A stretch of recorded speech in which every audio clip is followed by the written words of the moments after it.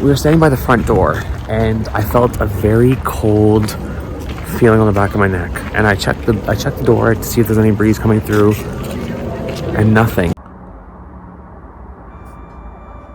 Tonight, the spooky season series continues with another haunted walk. Now, if you caught my video of Toronto's Haunted Harbour boat cruise, in there I mentioned I would love to do another tour with the Haunted Walk group. I've heard nothing but good things about their Ghosts of the Village at Black Creek walking tour, so the good folks at the Haunted Walk reached out to me directly and invited me to come take another tour with them. This one takes place at Pioneer Village. Now, if you've grown up in Toronto, there's a good chance you probably went here on a field trip at some point in your life. I know for me, when I was in grade 5, we went, I think, every day for about a week and learned all about, the pioneers and how they live and this, that, and the other. I always thought it was super, super interesting. I actually visited Pioneer Village probably about 15 or so years ago, so I think I'm about due for another visit. Now, I'm going to do my best not to feature any spoilers in this video. This is mainly going to be for tips, tricks, what to expect, things like that, but I'm not going to give away too much because I really do want you to experience this on your own. And of course, I'll give you my review at the end of what we thought and maybe any other little things to consider when you go and do the tour. Now, our tour is at 8 o'clock and they did recommend that we get there at 7:45, so you do want to try and be there with about 15 minutes kind of lead time, maybe even more. You know how Toronto traffic is. It's located at Steeles and Janes, so this is going to be a little bit north of Toronto, still in Toronto, I guess technically it's North York, but yeah, you know what the traffic's like. Anyway, this tour is outside and inside, so you're definitely going to want to make sure you're dressed appropriately. I was looking at the weather. Make sure you're checking out the weather before you do this. I gotta make sure I got my sweater on, some comfy shoes because you are going to be walking around a lot. And from what I remember, there's a lot of gravel, so you want to make sure you're wearing shoes that, they may get a little dirty, especially if it's rainy or, whatever. Anyway, we're just getting ready to go to Pioneer Village, so let's go see some Ghosts at the Village of Black Creek.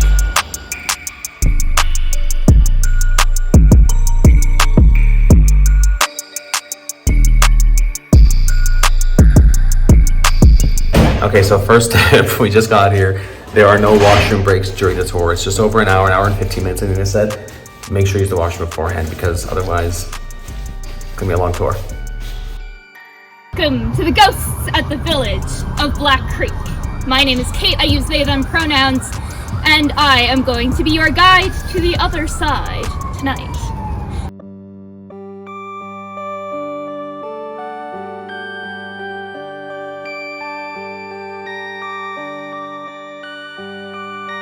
Perfect.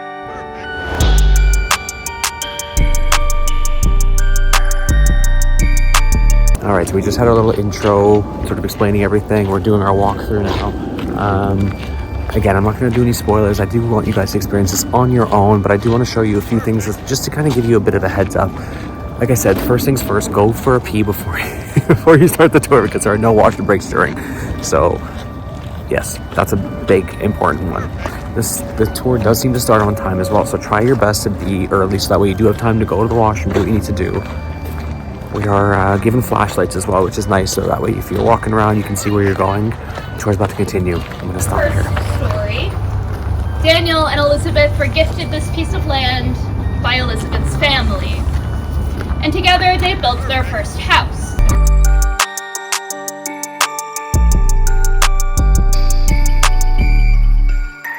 Is known for being a little bit of a prankster.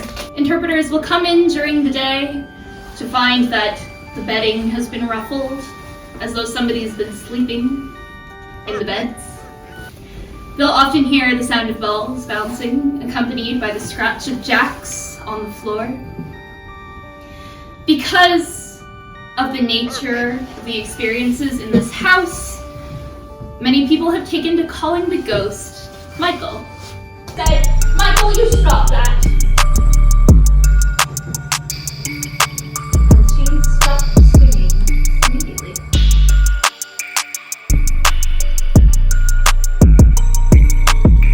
This is the halfway house. It wasn't called the halfway house for reasons we might have thought it would be today. In fact, it stood halfway between Scarborough and Pickering.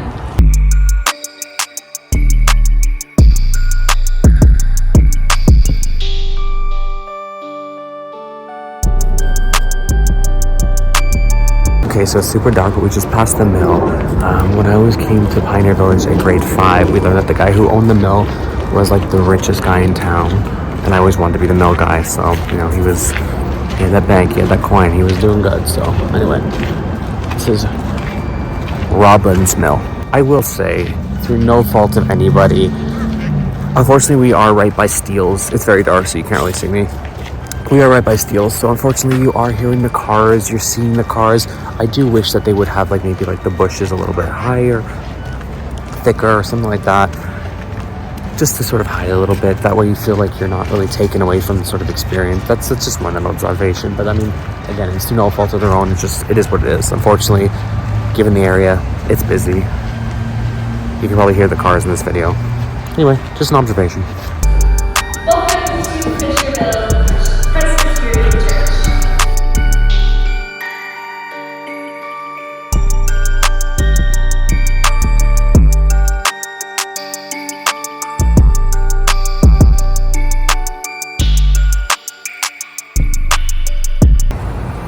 Many of us have felt incredibly uncomfortable with this building. We're not the only ones. Staff who are assigned to work here during the daytime frequently request to either be assigned with a partner or reassigned to another building altogether. Put her hands on her hips and pouted at the front door, said she would not go in to meet the mean old man inside. The guy said, "Okay, we get it. You're angry." Perfect. And almost immediately felt something hit them on the back of their head.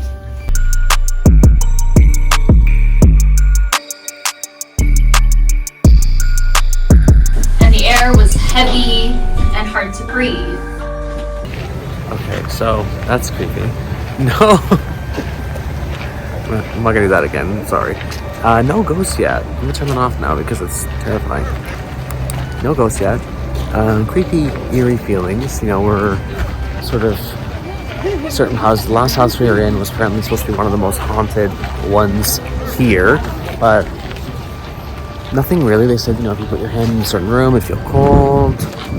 Didn't really feel that. Maybe a little colder than the other one, but quite honestly, they do a good job of sort of setting you up for the experience, you know, by saying this is this, this is this, this is that, this is the scariest one, this is this. Anyway, so yeah, I did find it to be more so. Anyway, towards continuing. I will also admittedly say I'm dying for a wee. Like, if we could have had a washer break halfway through this, it would have made me very happy, because I was like looking around like, is there somewhere I could try and sneak a wee somewhere, but I don't want to get kicked off this tour and not be allowed in Pioneer Village ever again, so I'm trying to hold it. But yeah, that's my biggest gripe so far.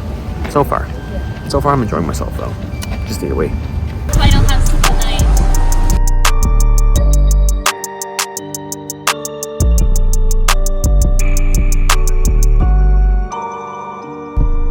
Berwick House. Out of all of the houses in Black Creek Pioneer Village, we believe that this one is the single most haunted. Where do you usually see him? I usually see him in the study, poking his head out from the door.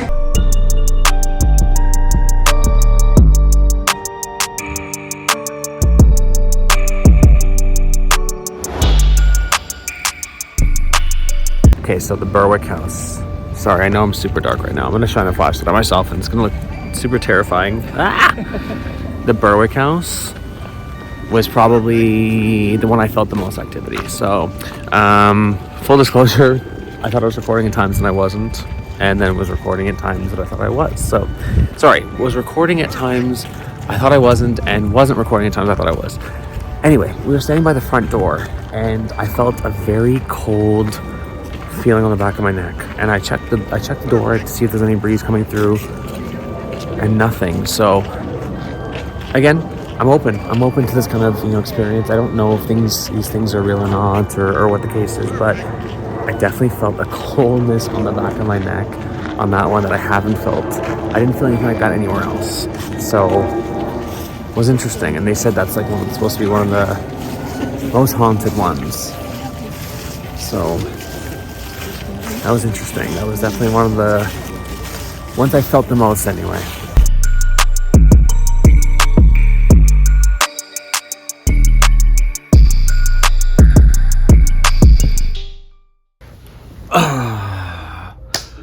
Okay guys, as promised, I want to give you guys my final thoughts of our, Ghosts of the Village at Black Creek experience. My intention is always try to get these videos out to you as soon as possible. Also try and give you guys my final thoughts sort of as close to the ending of the event as possible, whether it be the night of, the next morning, etc. Unfortunately, it has been a couple days, I will admit. It wouldn't be me if I didn't have some kind of an issue. So once again, here we go. The next morning after I woke up on the Sunday from doing the event, my back was just like a mess. I mean, my back's been messed up back and forth for a while. Like my lower back is always kind of tense, but I woke up Sunday and could barely walk. It's just something kind of went from like my, I guess, back all the way down to my right leg, like to my ankle kind of thing. So anyway, in a super amount of pain, so good times. Anyway, before we get into this though, if you guys have any recommendations of things to do if you have problems with like back pain or sciatica or anything like that, let me know. I've done the Voltaren, I've got muscle relaxers, I've had different painkillers. I just bought this today. This is not sponsored at all, but I just thought it was kind of interesting. It's an Aleve pain relieving roll-on. Kind of neat. It's like a little roll-on stick, and I just put it on my back now. It was nice and cold. It's got like menthol in there. So anyway, not sponsored, but if you guys have any recommendations, leave them below. I'm like a big fan of acupuncture, so I've been doing that again recently. I've done chiropractors before. I don't know if it really does anything or not. So anyway, let me know what your thoughts are. Some people even suggested like hot yoga as more of like a preventative thing. Probably will look into that because I'm definitely not as flexible as I should be at my age. But anyway, let's get into this. So as mentioned, this whole tour takes place at Black Creek Pioneer Village. This is 1000 Murray Ross Parkway in North York. So you're looking at like Steeles and Jane, I believe, are the main intersections. This is an indoor-outdoor event, and it's rain or shine. So keep an eye on the weather. Make sure you double check. Even check, where you are and versus, where you're going, as I mentioned, because sometimes even a distance of like 20-30 minutes can mean a significant weather difference. So double check, just to make sure, right? You never know. So for us, the weather perfectly, was decently clear that night, so that was good. It was a little bit chilly, but otherwise we were okay. I had a sweater on and a jean jacket. I was comfortable, but again, dress to your comfort level, because as I said, you will be inside and outside. Inside in these buildings, I mean, you got to keep in mind as well, these are not heated as far as I know, because this is Pioneer Village, right? So you got to think you're going back to like Pioneer days, so keep that in mind for the weather. Also keep in mind, shoe wise, you're going to be doing quite a bit of walking, and again inside, outside, so you're going to be walking like gravelly pits and things like, not pits, but gravelly pathways, things like that. So you want to wear comfortable shoes that maybe you aren't going to be super upset if they get a little bit dirty. I mean, especially if it's rainy outside, it could happen. So for me, I just wore a pair of shoes that I probably shouldn't have worn because they had a bit of a platform, and maybe that's what also kind of did my back in. But anyway, just be mindful of that. Be mindful as well of your time. So our time slot was 8 o'clock. They suggest to be there 15 minutes in advance, which we did. Worked out. We did Uber there, but if you're driving, bear in mind as well that the parking charge, I believe, is $10.20. That's what it said in the email. I didn't notice them charging for parking, but just keep that in mind just in case there is a charge for parking, allegedly, of $10.20. But anyway, so yeah, we Ubered there. We got there 15 minutes beforehand. That gives you time to sign in, to go to the washroom, kind of hang out, wait for other people to show up, and then start your tour. I will strongly suggest you use the bathroom before you do the tour, because there are no washroom breaks throughout the entire tour. I'm not gonna lie, I had a bit of a trouble with that one. So your boy was contemplating, using one of the bedpans, or leaving the tour and sort of finding a bush somewhere to go. Don't do that, please. I was totally kidding. I mean, I thought about it, but didn't do it. Don't do that. It's not a good idea. But anyway, yeah, go to the washroom beforehand, because you will have no washroom breaks. The tour is about an hour and 15 minutes. So unless you're totally fine with holding it, yeah, another option, but just be careful. The other thing to bear in mind is that there are no food or beverages for sale on the tour. So make sure you show up with a full belly, make sure you show up, hydrated, I guess, but not too hydrated, because again, no washroom breaks. But we actually brought drinks with us on the tour. So I had like a bottle of, I think I might just brought a bottle of water with me, or a bottle of, yeah, I think I just brought a bottle of water. A friend of mine brought, I think a bottle of like Pepsi or something like that. So I think you were okay to bring those things. We weren't told not to. I guess as long as you're careful with them. I'd say out of respect, don't be opening them and drinking them when you're in the various buildings, just in case you spill or make a mess. Maybe, you know, try and save it for when you're outside at least, and you know, drink then, kind of thing. But yeah, just bear in mind that, and I don't know for sure if you can bring something. We were not told otherwise, and you know, didn't hide the fact that we had beverages with us, and no one said anything. So I would say you're probably okay to do that, and I would maybe suggest even just bringing a bottle of water with you, just in case you get a little bit thirsty on the walk. A couple other things to keep in mind. You don't need to worry about printing out your tickets. They will have your name like on file when you go and check in. They'll just, you know, double check with you that you know, you are who you are, you know, supposed to be, kind of thing, and you should be fine there. In terms of pictures and videos, so fortunately they were expecting me. I didn't know that they were expecting me, so it was nice. Well, okay, no, it's not true. I knew that they were expecting me. I didn't know that they were going to sort of advise people that I was there. Now, as mentioned in the meeting, full disclosure, we were invited by the Haunted Walk to take part in this tour. I did mention that, you know, I was grateful for them inviting me to take this tour, and that I would be making a video. So they were expecting me in that sense. They do ask that you do not record the ghost stories. I did my best to not do that because I didn't want to spoil anything for you guys either. I want you guys to go there and experience these things firsthand rather than sort of watch my video and then, you know, not going and supporting these businesses. So definitely still go and check it out. But yeah, just be mindful of that. Try not to record full ghost stories. Maybe don't record at all, because unless, you know, you talk to them in advance. Picture wise, they seem to be pretty okay with you guys doing that. Maybe just, you know, be respectful if you have the flash, things like that. If other people are trying to look, you know, look at things and whatnot, they will ask you not to, like, you know, shine, for example, the flashlights that they give you, to shine your flashlights into, you know, places that other people could be, you know, checking out, because there was actually a lot of activity going on at the tour. So, you know, there was an escape thing going on, like not an escape room, but that type of an activity going on. They had different like seances going on in some of the houses as well. So there was a lot of activity going on, plus other tours and whatnot. So just, yeah, be respectful of other people that are also trying to enjoy themselves at Pioneer Village as well. You also unfortunately cannot bring your furry little friends, even though you are sort of outside walking around. I mean, you are going inside as well. So make sure you leave your pets at home. If you do have like a service or guide dog or whatever, then that's a different story, obviously. But yeah, just make sure you leave your pets at home for this tour. All right, so all the housekeeping things out of the way. Let's get into sort of the nitty gritty. So we checked in, as I mentioned. We eventually met our tour guide. We went outside, and, you know, our tour guide basically gave us a little bit of the lay of the land of what to expect. And we sort of went from there. We went from, you know, different houses, checking out different areas of Pioneer Village. What I love about Pioneer Village is that it's very authentic in a way. So you're gonna hear stories about the, you know, where the land came from, for example, who owned it, which houses and, you know, and I guess buildings there are original, which ones were brought in from other areas, such as like Stratford, Ontario, for example. So they're gonna really give you sort of that understanding of where everything's from. I like that it is authentic as well. I like that these aren't just sort of thrown in there and, you know, made to look like you're in some, you know, old town kind of or whatever. They've done a really good job of that, and I definitely appreciate that. As mentioned, we did visit this in grade 5. I visited again in my 20s, I believe, and yeah, it's a great place to check out, even just in general, if you want to take your kids just to learn, or even for yourself, just to go and, you know, get educated. What I really liked is, before our tour even started, they definitely set the tone for us by saying that, you know, there's been a lot of activity tonight and things like that, because they were setting up and you know, this, that, and the other. Maybe they say that every tour, I don't know, but it definitely kind of gets you like, ooh, great, you know, maybe we'll actually see some ghosts or experience things. And it was just, yeah, a good way to sort of set things up. I find the majority of the people that work for the Haunted Walk are very like outgoing and fun, personable people. Like even the people on this particular tour that were there were just all just really nice people. So yeah, I don't know, I appreciate that. You sort of feel comfortable right away. They chat with you and make you just feel like, yeah, really comfortable. So with each, you know, you are going to be walking around the sort of the areas of Pioneer Village. Once you get to certain areas, you will be able to go into the various houses where your tour guide will explain, you know, what the house was, who lived there, what kind of encounters people have had, all, you know, allegedly true stories. And then you kind of are given a bit of time to just explore yourself. Obviously, you know, stick to the places that you're supposed to stick to. You know, if the areas are roped off, obviously don't go beyond those areas. If they say don't take the stairs, then don't take the stairs, you know.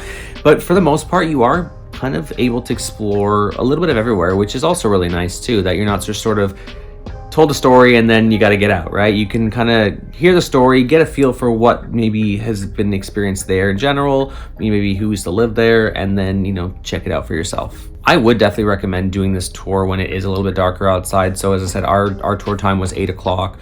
If you can try and find somewhere maybe around that sweet spot where the sort of the sun's gone down already, it's already a bit dark, when it's already kind of like it's fall, it's, you know, got that sort of creepy and spooky ambiance. I think that really kind of helped enhance the experience for sure. So if you saw my haunted harbor video, I did mention that I am open to the idea of, you know, ghosts existing and this, that, and the other. You know, we are all energy. Energy doesn't just like disappear and whatnot. So I'm definitely open to the fact that ghosts could be real. I mean, I've had weird experiences myself where you think like, could that be? Couldn't that be? So I am of the mind that I don't want to rule anything out. Never say never. Yeah.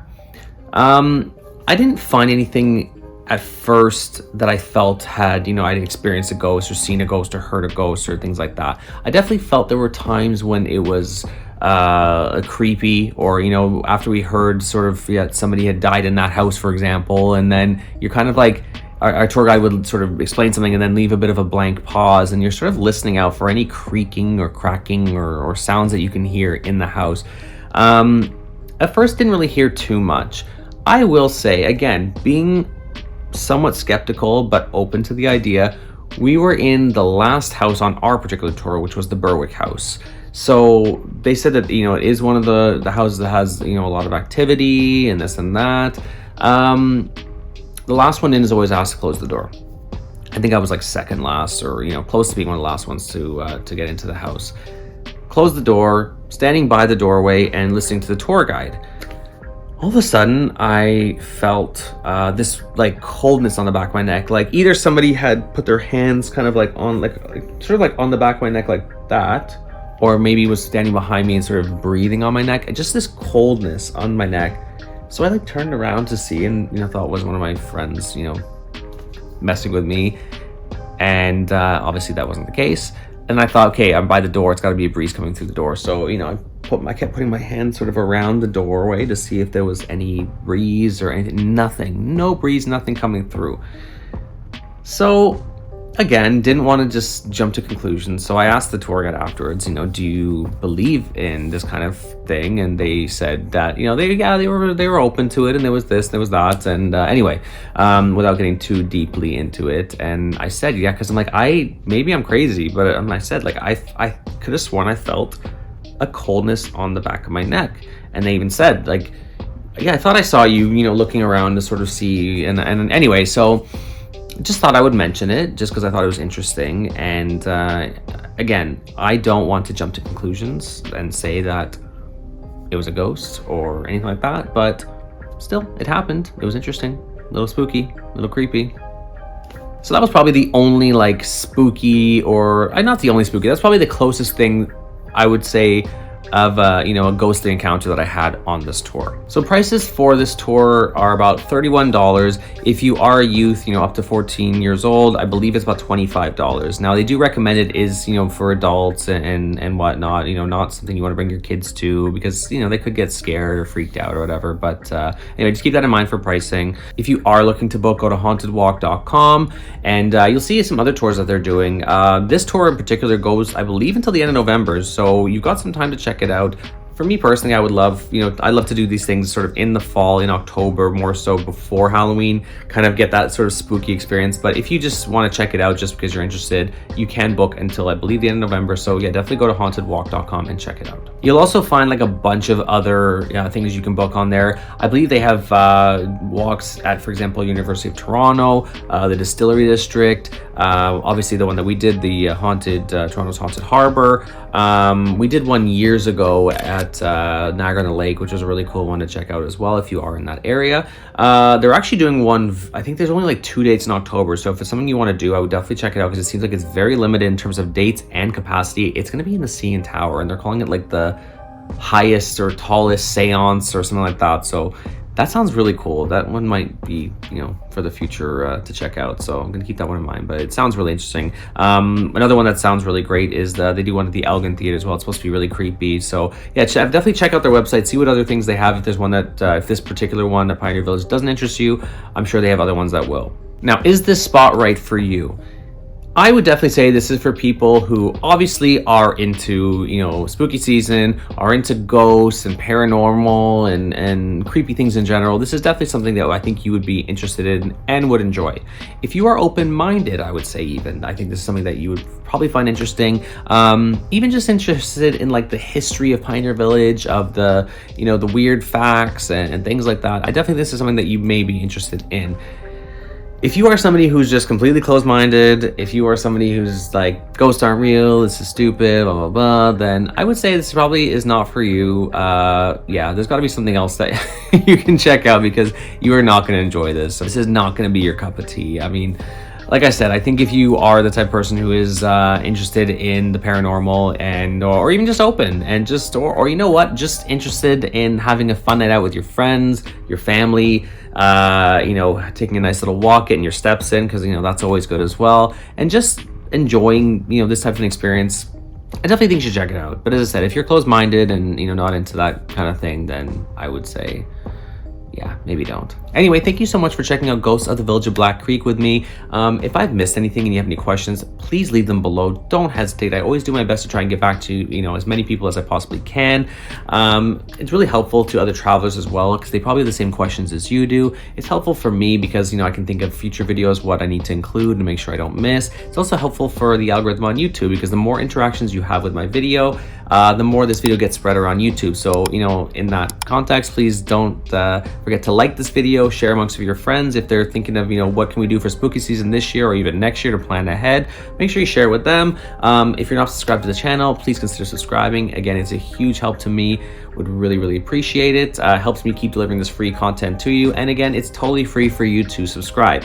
Once again, thank you as well to the Haunted Walk for inviting me to take this tour. I really had a great time. Definitely can't wait to check out more Haunted Walk and, you know, related events with you guys. So once again, it's been Daniel Spotlight. Happy spooky season, and we'll see you in the next one.